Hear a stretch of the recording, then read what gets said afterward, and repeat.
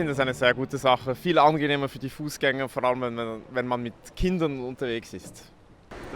Oui, c'est une bonne chose qu'ils ont fait. Est-ce que vous rouliez plus que du 30 avant?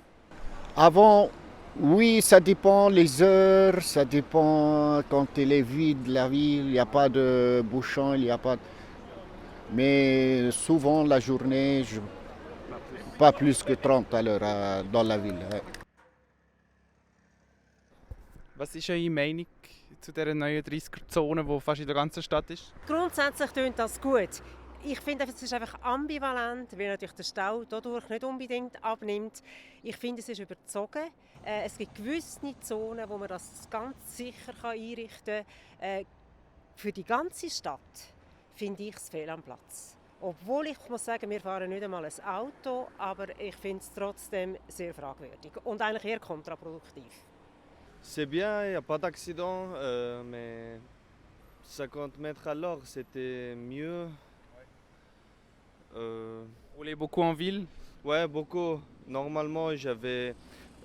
En plus, je travaille, je livre des pizzas. Donc là, normalement, on était en retard. Est-ce que vous avez entendu des critiques par rapport à cette nouvelle mesure? Absolument, c'est tout à fait naturel. Toute nouvelle mesure de mobilité, d'une manière générale, suscite des émotions et des réactions. Je peux dire que j'ai reçu beaucoup de compliments, même des compliments touchants, tout comme j'ai aussi reçu des messages de gens qui sont en souci, qui sont mécontents, ou bien alors j'ai reçu des messages de personnes qui demandaient des clarifications, notamment avec les contrôles radars pour les vélos électriques. Est-ce que vous conduisez? Est-ce que ça vous est déjà arrivé d'être au volant et de vouloir aller plus vite que 30 à l'heure?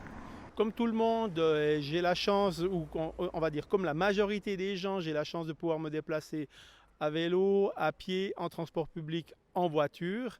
Et quand je suis automobiliste, je dois être particulièrement vigilant parce qu'il m'est aussi arrivé de constater que parfois je dépassais les limitations de vitesse.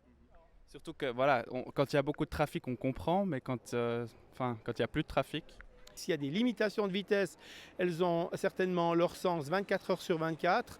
Pourquoi? Parce que dans le cadre de l'instauration du 30 km/h en ville de Fribourg, c'est bel et bien le respect des valeurs limites en matière de bruit que l'on cherche. Et le soir, quand vous êtes à la maison, quand vous dormez, typiquement, si vous avez des klaxons, comme tout à l'heure, ou si vous avez des bruits de moteur, eh bien, la limitation fait tout son sens.